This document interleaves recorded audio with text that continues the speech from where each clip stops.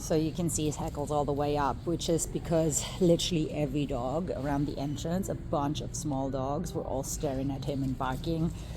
And that is a lot of pressure. It makes a dog uncomfortable, right? He took it really good, but that's not really fair. Hi.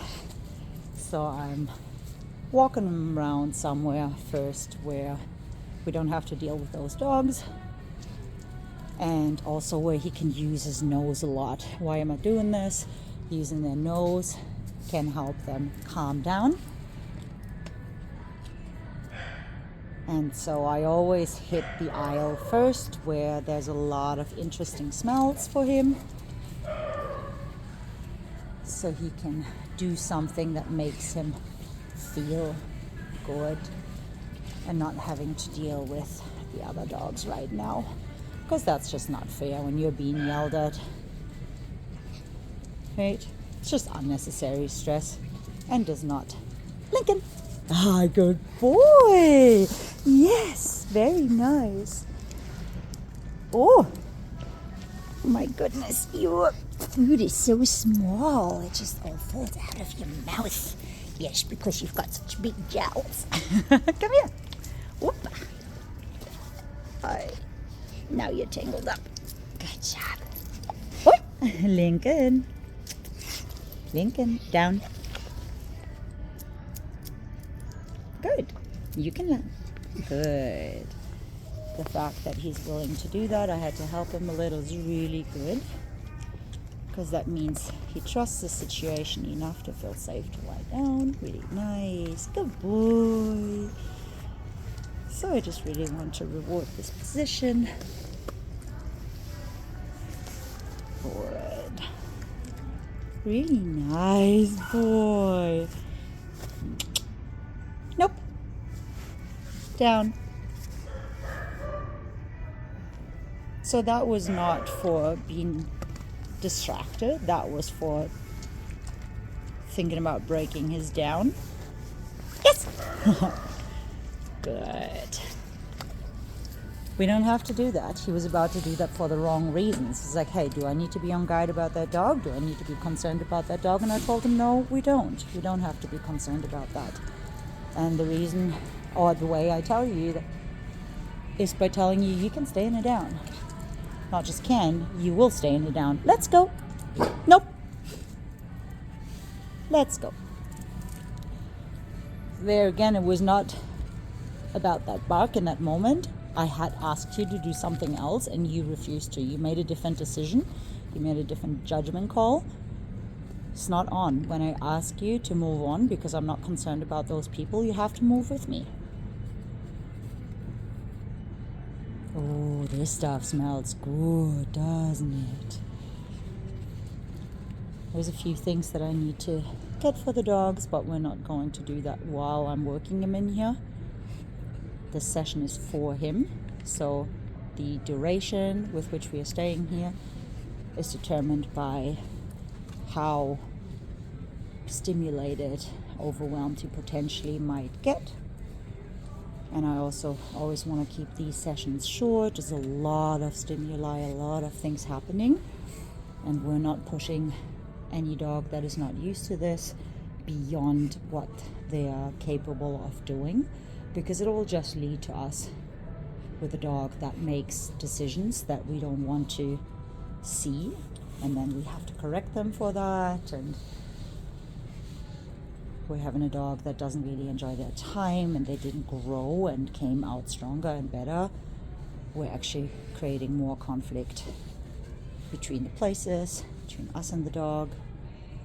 And that's just not fair, right? We want to set the dog up for success, and there's certain things that we can't let them get away with. So based on his body language, you can see that these are things that have him a little confused. He's like, wow, there's a lot of smells, a lot of animal smells.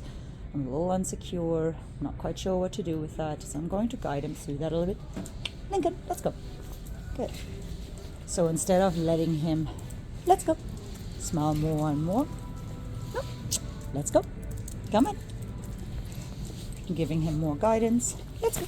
Good job. Let's go. Hey, come on. Good boy. Lincoln, sit. Hey, good. I don't want to leave them in that, yes, confused space of, oh, I'm not quite sure what to do. Let's go. Ah, good boy. I want him to feel good, so I give him opportunities. Yeah. Wait, come on. Come with me. Come. Nope. Let's go. Good. But we also don't have to run away from these things. You saw that little inclination. Oh, good. Sit. Nope. Sit. Good. To run away there. Nope. Sit. Attaboy. Yes. Good job. Oh. Come. Nope. Refuses food. That shows me that he is not quite happy with these things. Let's go. So what we're gonna do, we're going outside for a few minutes. Nope. Ooh, a dog mark there. That's nasty, huh? Come on. So I'm gonna take him out for a few minutes to shake it off, to have the zoomies, whatever he needs to process all this. Come on. Because this is not how I want to leave the place with him entirely, but also I don't want to push it for too long. So there's all the yippy yappy barky dogs. So we're just waiting until they're out of the way. Let's go. Very nice. Come on, bud. Good.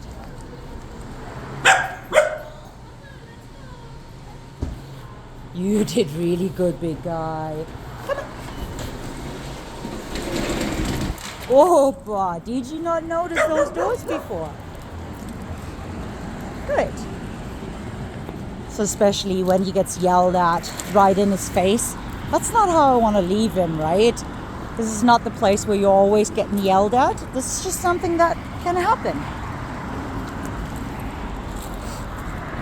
So I'm not stressing about it much. Good boy. But I also acknowledge that that's not easy and not fair for him, right? Nope, but we're not posturing up to them either. We don't care about them. Let's go. I wish it wasn't right by the street because this is a lot, right? The traffic in itself.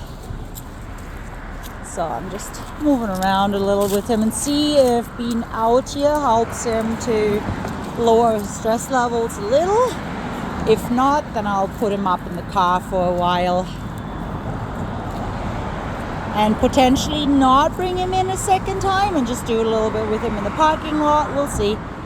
I want to see how he is the second time we're going inside.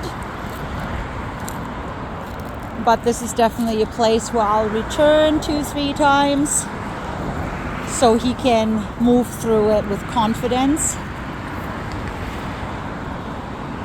It's all about learning, right?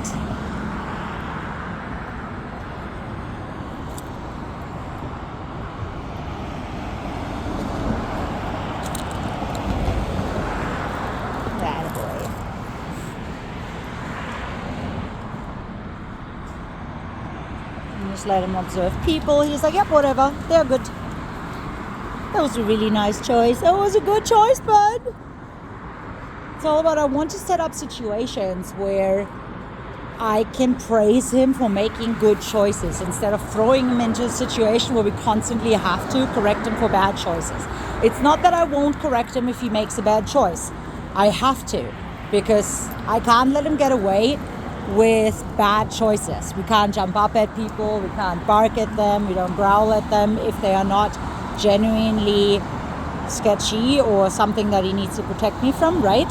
But if it's just, let's say, a lady going in there with a small dog, cannot let him get away with making a dumb decision, right? So I need to correct that.